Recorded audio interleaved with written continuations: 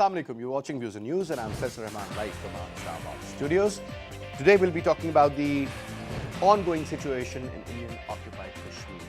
As we are all aware that Article 370 and 35A, they've been revoked, and interestingly, now the situation is very fluid out there. A lot of protest is going on. There's a curfew-like situation. Military is everywhere, and there are reports that a lot of clashes have been taking place all over Jammu and Kashmir. Yesterday, 6 civilians were killed, more than 100 people were injured there, including women and elderly as well as children.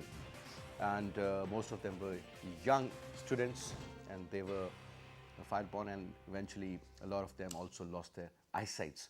This is what is a very common, normal phenomena, which is called the blinding of the eyes, when these pellet guns are fired upon the crowd. Now, this is what is happening. Other than that, a lot of people have been picked up. The real number is still not confirmed, but it is believed that more than 700 people have been locked up in the jails. All the major senior Hurriyat leaders, they are under house arrest, and few of them are in prisons also. Mehbooba Mufti, or you talk about the other chief minister and their families, they're all under house arrest. And they believe that the Indian government has betrayed them. They have betrayed Kashmiris. The situation out there, as I earlier mentioned, is very fluid and is not good at all. There's scarcity of food, water, and medicine out there as well. The military forces, the number has been actually increased to 800,000 troops. An additional 70,000 troops have also entered the state of Jammu and Kashmir to look after the affairs there. And obviously, since now the special status has been taken away from them, there are funny statements coming from the Indian politicians that now they can marry the white and good-looking Kashmiri girls and so on and so forth, not realizing the misery and not taking care of their issues. Now, to talk about this particular issue and where do we stand and what sort of choices Pakistan has at the moment as far as the foreign policy front is concerned, or internally or otherwise, though every single political party and all the institutions, including the military, they have shown their full commitment, and they have also very categorically mentioned that they are standing with the government in this particular regard. We have with us in our studio to throw light on this particular issue. On my right is Air Vice Marshal retired Faiz Amir Saab. He's a senior analyst, was also the Vice Chancellor of Air University, Islamabad. Thank you very much, sir. And we have with us Rauf Hassan Saab, who's a senior analyst and a senior political commentator. Thank you very much. And we'll be also talking to Shah Mahmood Qureshi, our foreign minister, and we'll be also taking comments from Mishal Malik, who is the Kashmiri Hurriyat leader. But sir, to start off from you now, since this is the decision taken by the Indians, the only institution out there is the Supreme Court of India, which can actually bypass this. But now a lot of people do believe that they have got the judges of their own choice, and this might not go in the favor. Few still believe that if sanity prevails, this decision is going to be reversed. But sir, looking at the current situation, the way the Indian Prime Minister, he was talking, and the way he has sort of given a framework for the future, as if now they will be controlling the entire affair from the center now, sir. So if the power is out there, there is just a governor there, there's no legislative assembly and so on and so forth. All the political party leaders are under house arrest. What exactly is going on, sir, and where is it leading now? Well, your first point was regarding the Supreme Court. Well, a lot of people think that the decision by the Modi government is legally flawed because of one very oft-quoted reason, and that is that only a constituent assembly could advise the president to repeal Article 370. And since Constituent Assembly ceased in 1957, so the Legislative Assembly or any replacement thereof could not advise the president to repeal Article 370. Correct. So that argument, people feel that there has been probably last year there has been some kind of a reference by the Supreme Court on this particular aspect, that once something is permanent, it cannot be changed by the Indian Supreme Court. Now, it is obvious that the matter must be taken to the Indian Supreme Court. That is one last peaceful legal resort that the people of Kashmir and the civil society of the India must take up this case. Worst what happens? The Indian Supreme Court endorses the government's decision. But would that in any manner impact the freedom movement or the freedom struggle that continues to go on in Kashmir? I don't think so. The people of Kashmir have been staging their struggle for last many decades, in spite of the legal lacuna and the 700,000 military people over there. I think, whereas I'm in favor of taking this matter to the Supreme Court, but I don't think that any decision, a decision against Modi government, might restore some normalcy, might bring some respect to the Indian civil society, but a case against the decision against the decision against the, let's say, in favor of the government, is not going to change the tempo of the struggle that goes on.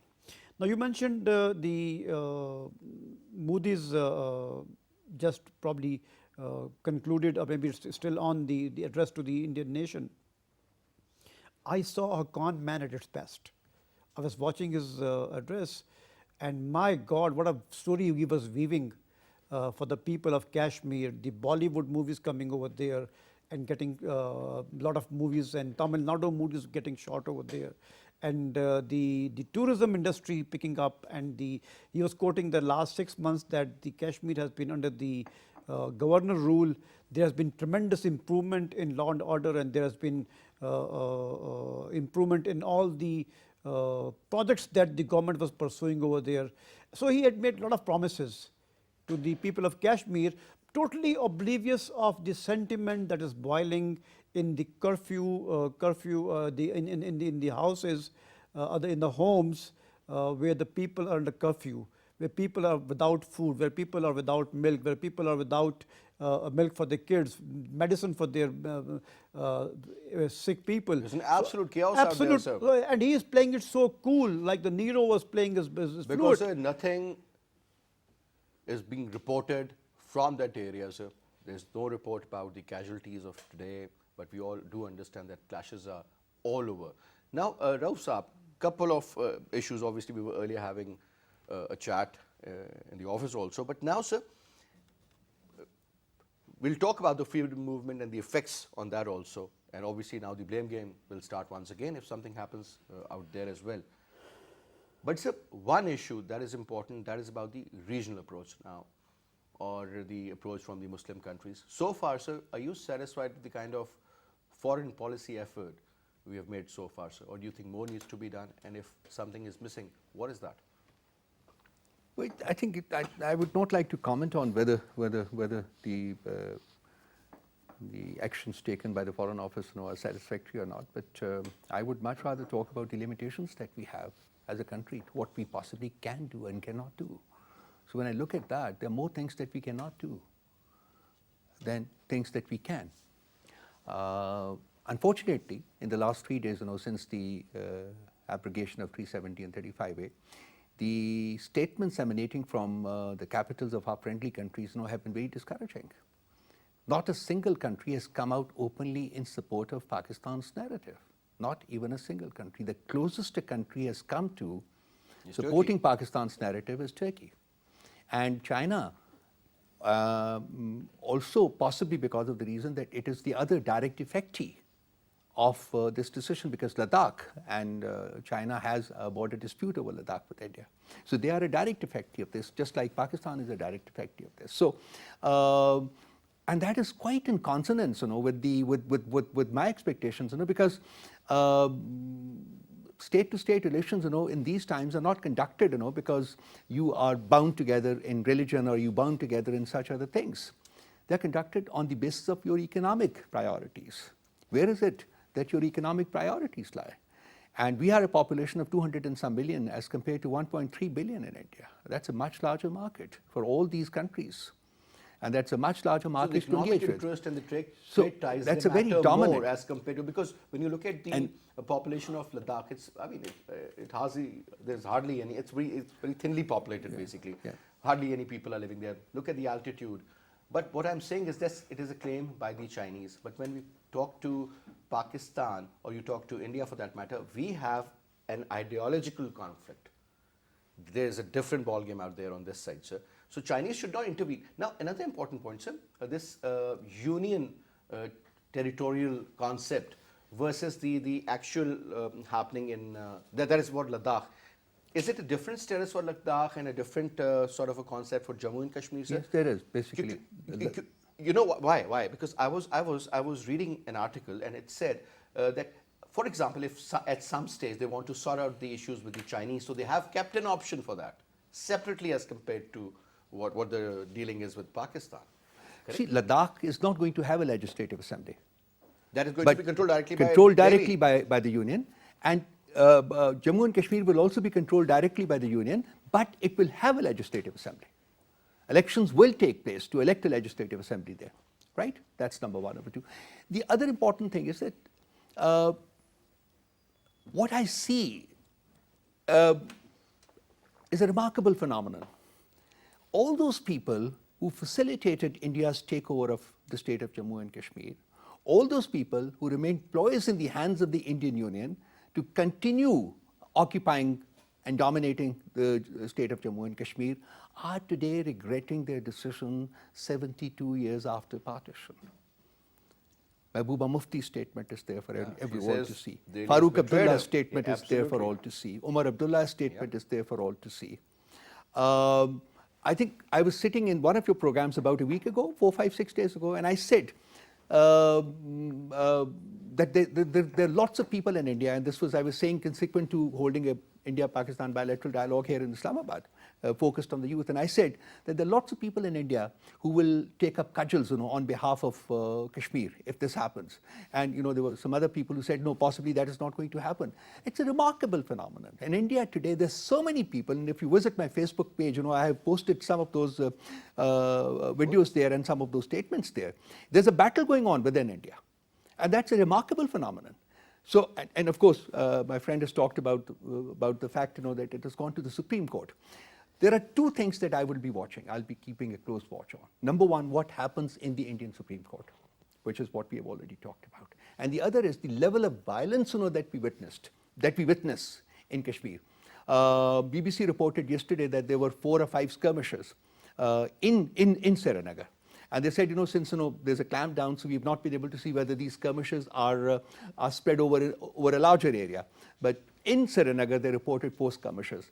So what I would be focusing on is, and I would be keeping a watch on, is what is the level of violence, that level of reaction versus the approach of the Supreme Court. These are the two. These are two critical features, to what is going to happen in the future. Besides that, I think Pakistan is doing what it possibly can do.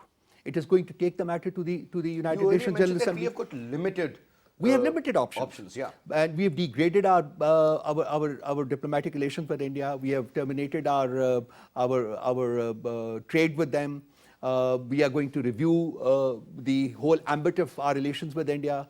Then we have asked our armed forces, to be in a state of preparedness and all that. So all these things are what I suppose, we were bound to doing. It's not something, out of the box or whatever.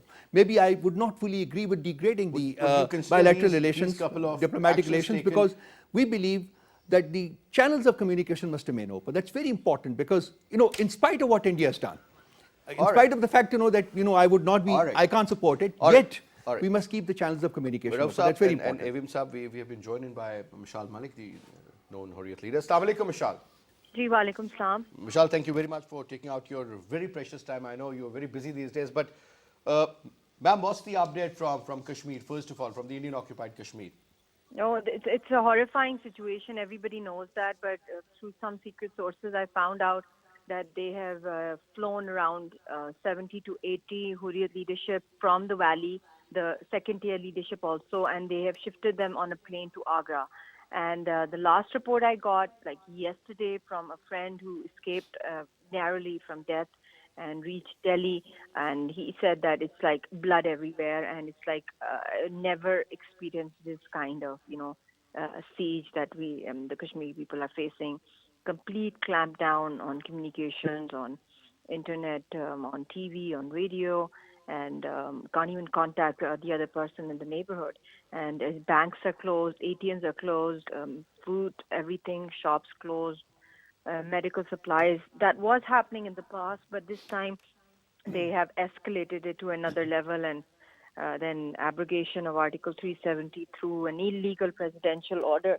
All this is, like whosoever comes out on the roads right now is going to be killed. Not just a few front protesters, but everyone. That's their policy now. It's like zero tolerance for any kind of sentiment for freedom. Now, Michelle, another unfortunate part is that the international media isn't showing. I just saw one documentary on Al Jazeera TV. Otherwise, I haven't seen any news coming out from that front. I think that's very, very unfortunate and a very No, biased no, approach it by the has Western come media. on the Russia TV twice. I've also given it on it, and then it's come on the Iranian. It's come on the BBC as well, and it's like I just gave today to Talking Sky about the News also. Western media, News Michelle Malik. news is coming, but slowly it's going to gain momentum for their own international interests. It's not for the Kashmiris because the world is realizing that this is not Palestine. This is Kashmir. It's stuck between two nuclear states when one state is hell bent upon starting a war with the other country, and Kashmiris are right now in a state of complete war, and they want to extinct us, totally wipe us out. That we never ever existed. So this is the reality. We are under siege, and this is escalating to a level that is going to reach Pakistan fully. And so they're coming towards a war, full-time war, and Pakistan doesn't have many options because it's a smaller country. It has smaller army, so the chances of even a micro war, nuclear war, any micro small exchange is going to affect the whole globe because nobody's coming out to stop this, like in an assertive manner. We want major support from the UN right now, and we want an urgent ruling from the UN Security Council also, because that's where our case lies. And that is, because India has superseded all laws, international, their own Indian constitution, international humanitarian laws, international conventions, and All right. above all, the UN Security Council resolutions in scrapping the basic right, the State Subject Act, and allowing the entire India to come and plunder us. And the statements that are being issued by the BJP people, they're Michelle, horrifying the way they're one saying. quick comment. I mean, since you know this particular move and this step taken by the Indian government, it's legally flawed, right? But now my point is Definitely. that how hopeful are you from the Indian Supreme Court? I don't know if they're also like Modi, then they'll make some blunders. But technically speaking, by abrogating this Article 370-35A, that means that the presidential order of 1954 has been revoked, right? And in that case, the presidential order of 1950 has come into force, which makes Kashmir totally autonomous. So technically speaking, legally speaking, Kashmir is now independent, totally independent from Indian government, and this has proven that the legal relationship also between the Kashmiris, the people of Jammu and Kashmir, and India and of Pakistan, it's all nullified through this. So this is like jungle law that's going on. So let's see what their Supreme Court follows, the jungle law or what the international law, or under which all countries have to abide by. All right. Thank you very much, Michelle. Avim Sab, another point. Now, since she hinted towards another very important point, and that is probability of a war, maybe a limited scale war, maybe a limited scale conventional war, or it could lead to any extent. Do you see that happening, sir? Well, prior to that, I see when the sanctions are lifted up, and that could be as early as Monday when the Muslim ceremonies of Eid start. Probably the people could come out on the streets and let their anger out and demonstrate against the Indian decisions, I think of particularly of revocation of Article 35A. So I think that is where probably the start could take place, where you would see the repression because of the increased number of soldiers, the force that the Indians have sent in. So I see greater chances of brutal repression in Kashmir. leading to mass killings and murders and leading to a genocide, that is a greater possibility. Now, when that happens, obviously it's going to draw attention of the world media and world conscious. So I think in that case, another Pulwama could be in the making, where Indians to take away the world's attention away from the Kashmiri struggle and the losses that they would be incurring in their lives and blood, I think India would try to play the same game again. And it reminds me of 1966, when soon after the India-Pakistan war in 1965 and the ceasefire in 1966, early 66, India carved Haryana out of Punjab. Yes. And that was again in that cloud of the fog of war, or the cloud or the environment that prevailed after a major war. They carved out Haryana, and Sikhs even today they feel hurt and they feel aggrieved about their loss of their territory. So this time again, India orchestrated Pulwama and the February incident, so the world attention remained there. Although Mr. Modi always had said, even in his heydays, probably as chief minister and before that, that the Article 370 must be revoked. So he comes back and he gets that kind of a majority in his parliament, and he revokes it. But prior to that, he diverts attention of the entire country towards Pakistan, and probably painting Pakistan as a terrorist supporting country. So I think in that framework, India is likely to play it again, because India has to even kind of avenge the kind of fate it felt in the 27th February incident. So I think there's going to be greater likelihood.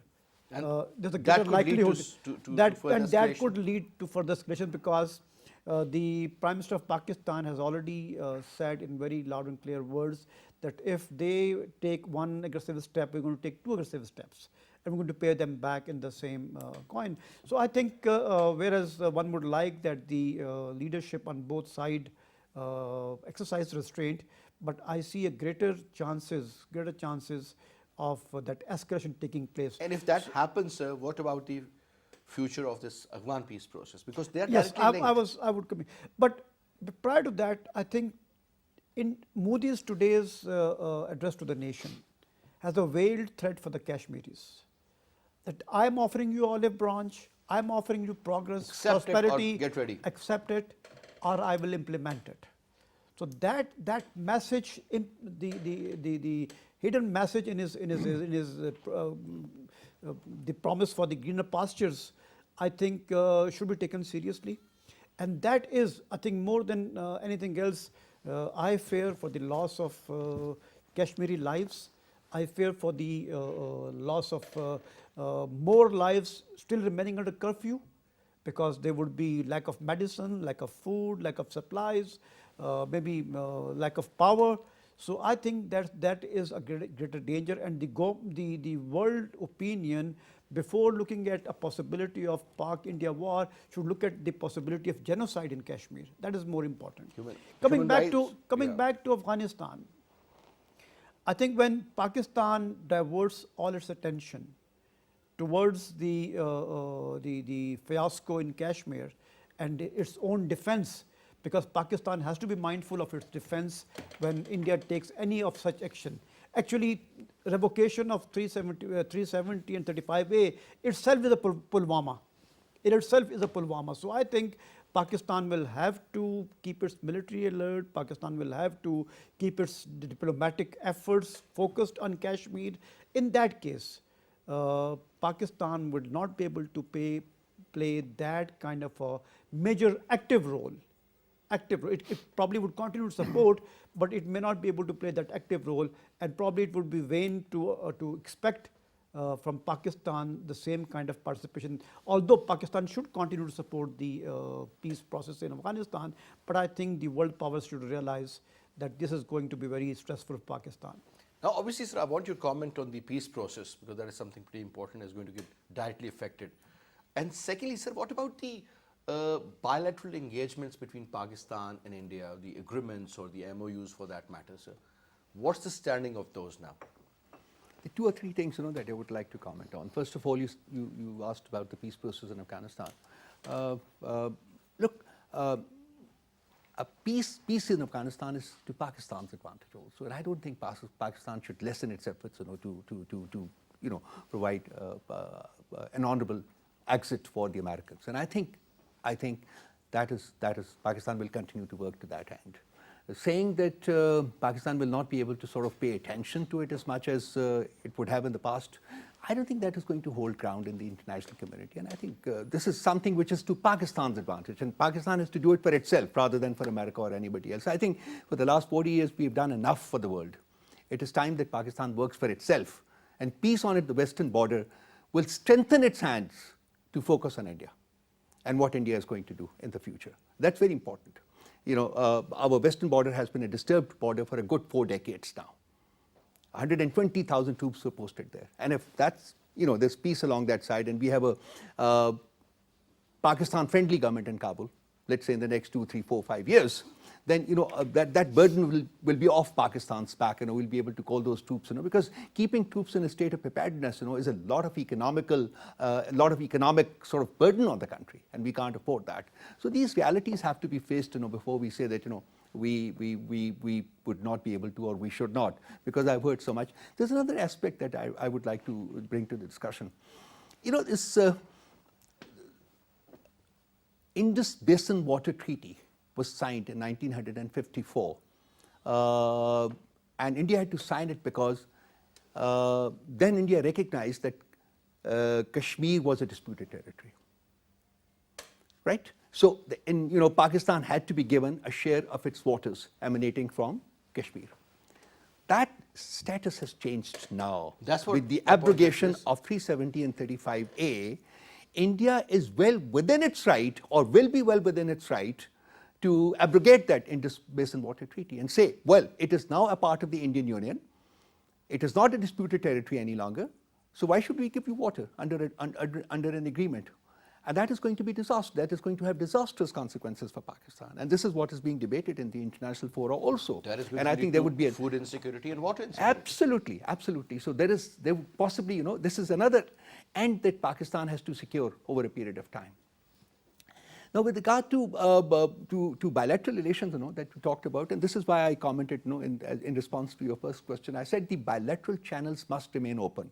So I partly disagree with having degraded our diplomatic relations with India. I feel that it is in times of crises that you need to engage more.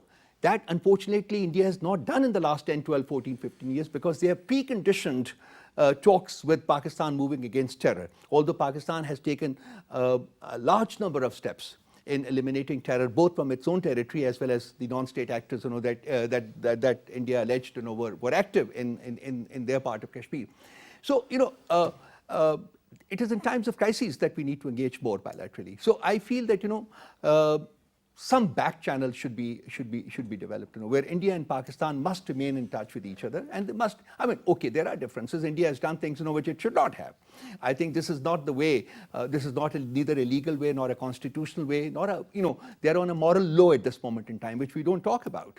They're on a moral low. All their support in the Indian Valley today has evaporated, because all those people, as I said, who were ploys in the hands of the Indian Union to have continued their rule in the Indian part of Kashmir, today are regretting having taken the position that they did in 1947 when they opted for India in preference to Pakistan. So, this is a great moral strength for Pakistan today. We are on a moral high. India is on a moral low. And supplemented by the level of violence, that we see in the Indian part of Kashmir, as well as the legal battle that is going to be fought in the Indian Supreme Court. I think these are matters where, and then of course, Pakistan is also looking at the prospect of taking the matter to the ICJ, and of course it is taking the matter to the UN General Assembly, UN Security Council. ICJ is an important step. It's a very important step, but we have to be prepared, fully prepared, that we may not win it there. So whatever steps we take, we must think it through, and we must not take a step in haste. When you take a unilateral step, earlier it was a dispute which was presented in the United Nations. eventually by India. by India, By that's India, what- yeah, by correct, Prime Minister correct, Nehru. Correct, Yeah, correct. that's right. And then eventually the Indians started claiming that this is something which is a bilateral issue and we'll sort it out through discussion or whatever means between Pakistan and India. And certainly they've taken a unilateral decisions like from step 1 to 2 to 3. And they have not even asked the people of Kashmir for that matter, and they've totally imposed whatever. There's a beautiful article, that you must read. It's by Arundhati Rai, it's posted on my Facebook page, which says that the Indian Union should try Jawaharlal Nehru posthumously. And she has quoted 16 instances of public commitments with the people of Kashmir and the international community that the Prime Minister of India made, that we have to honor our commitment made with the people of Jammu and Kashmir. They have to decide their future. So it's a very nice article, It's worth reading basically, They must, that the Indian Union should try Jawaharlal Nehru posthumously for all that he promised to the people of Kashmir, which the Indian Union has not been able to deliver. So Pakistan is definitely on a moral high. The important thing is, Faisal, how much can we make use of? At this given juncture, do you think how morality much really can we works make use of? in this era, sir, in time? Yeah? Morality, do you think that is considered No, morality some- does not have a relevance, but it does Relevance? matter. But it does Not at matter all. in the end. Like I said, basically it is an economic priority relationship between states today. But The when you're on interest a moral, matters. when you're on a moral high, it's very difficult for the international community to just repudiate your contention. If you are on a moral high, if you're on a moral low, then the international community can just brush you away. Get lost. No, but when you're on a moral high, you can't do that. They can't do that. So I think we must build on this moral high. And we must not take a step, that will have any detrimental effect, for the state of Pakistan in the future. And must only do things that we are very definite about, that it will bring dividends to Pakistan. AVM Saab, would you like to comment on the previous point and also add the demographic changes and its effects? Maybe in another 4 years, 5 years from now, sir, who knows what is going to happen in Kashmir? Okay, if I there would is like a to- referendum that takes place, could favor the Indians. I would like to pick up first point on Afghanistan. I'm reminded of a similar situation back in 2001. When we talk of the peace process in Afghanistan requiring Pakistan support, it is not only a support for the negotiations that take place in Doha or in Murray or anywhere else. It is the post-agreement transition that would take place. That is going to bring a lot of instability because the forces withdrawal for next 18 months and the consequent instability in the region or on the borders of both the countries. That is what should be bothering us. I remember 2001 when I was still serving. 9/11 happened, and then in December 13, the attack on Indian Parliament took place, 2001, yes. and we deployed our forces all along the army as well as the air force. And we were actually more close to a situation of war then than probably we are today at that particular time. And I remember the concerns because I was at the head of the planning department in Pakistan Air Force, who was planning the war at that time on two fronts probably. On one front was the Afghanistan, not really planning the war, but working with the Americans in that situation and working with our own forces on the eastern situation. So I think even that time, Pakistan showed its concern that having a border active on two sides, Pakistan will not be able to support the American efforts in Afghanistan at that time. And Americans were cognizant of the fact that the drain that it will have on Pakistan, when Pakistan withdraws its forces from western border, takes them to eastern border, obviously the country's attention on the western border will reduce, and its efforts to support the American effort then in war and now in peace But sir, our would be forces affected. were not engaged internally in the cleanup operations basically against the terrorists at that time. No, but we were They were just deployed. No, Right now they're in a state we of were war. That and fighting time, their own war now. That time we were monitoring our borders all along. Today we are not only probably worried about the borders on the western side, we're also worried about the sporadic the terrorist acts in our own country. So the forces are deployed. But when you get the eastern border on flames, definitely the forces from west are going to come back to the eastern side, and that is what I had in mind when I said that Pakistan probably would not be able to support that, because it is not only on paper agreement they are going to sign, it's the implementation of that plan and the consequent instability in Afghanistan that is going to bother Pakistani side. You talked of the demographic changes. Kashmir, with the population of 15 million, is 20. If you call it a country, it's the 26th largest country in Asia, and it would fit in at the 75th position in the world.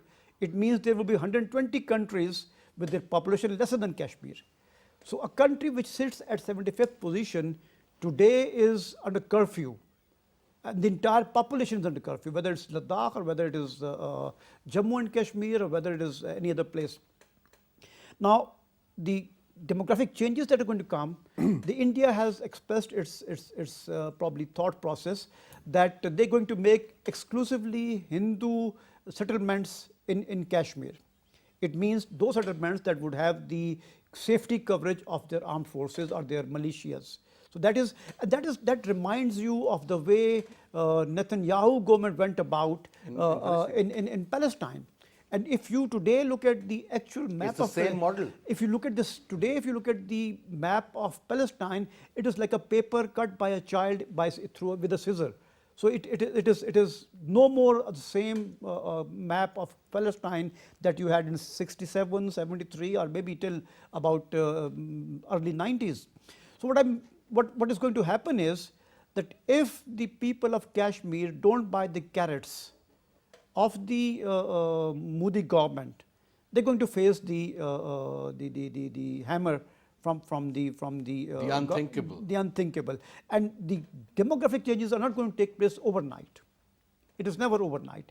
It is probably over a period of a decade and a half, 2 decades, that you will see the. But they are doing everything on war footing, sir. We had no clue what was going on, and suddenly we heard What I mean is demolishing of 370. Today in Jammu and Kashmir, the Muslim population is 68.8%, and the Hindu population is about 28%. So it's going to take quite a while to change this demographic situation in a manner. But they're heading towards that, sir. Yeah, they're heading towards that. But that is what should bother the world governments, because when that happens, the Kashmiris who have been, and particularly the Kashmiri pundits, the Hindus, those who asked for special status from the Hari Singh, the Raja of the Kashmir, Maharaja of Kashmir. So they were very mindful of the sanctity of their land and the definition of a Kashmiri citizen. So let's see, sir. So when it comes, I think it's going to bring a lot of disturbance and a lot of turbulence in the region. Well, the time will tell, sir, but it seems that way. True. Rauf Saab, your comment on the role of USA now, because I'm not talking about the commitment made by Mr. Donald Trump, because that was totally not acceptable to the Indians. Even if you remember in the last program what your friend and the known leader of Congress said about Kashmir, he was very categorical, Manishankar Iyer said that, we will not accept, and he was supporting the government and their step and calling that an internal issue. Now, this is what the Indians' stance would be, whether you talk about their opposition or otherwise, that this is an internal issue. Good, bad or ugly, that's separate. Role of USA, sir, because that is going to be the most significant power, I would say, other than Russia and China, sir. Let me begin with Afghanistan for a minute. You see, there's no peace in Afghanistan at this moment in time. There's a war raging there. And our western border is not a peaceful border. There's constant disturbance there. Our soldiers are dying there.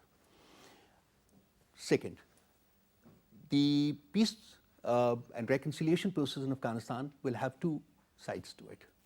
Number 1, there's going to be an agreement. And number 2, there's going to be an implementation mechanism to enforce that agreement, ensuring that no one party takes a position or takes steps which are going to be detrimental to the cause of the others, to the interest of the other stakeholders in Afghanistan. And Pakistan is involved in both, not just in forging peace talks between the US and Taliban, but also is going to be directly involved in the implementation mechanism and possibly will have a role to play. I've written an article urging Pakistan not to go beyond what it possibly can do. Because I've sounded a note of caution there, because if you get embroiled in the internal affairs of Afghanistan, then things can sort of spill over. So it is by completing this process or taking this process to a logical culmination that there is even a prospect of peace in Afghanistan. That will bring peace to the border, and that will lessen the burden, ease the burden on the Pakistan armed forces, so that they can either, go back to their normal positions, or they can concentrate, on the eastern border, depending on how things develop along the LOC and along the international boundary. So I feel peace in Afghanistan is 150% to Pakistan's advantage. And I think Pakistan is playing a good role, Pakistan is playing a very positive role, and it is most likely that Pakistan will continue to play that role. Now I'm going to link this up and over running out of time, but quick comment. Just quick comment. Yeah.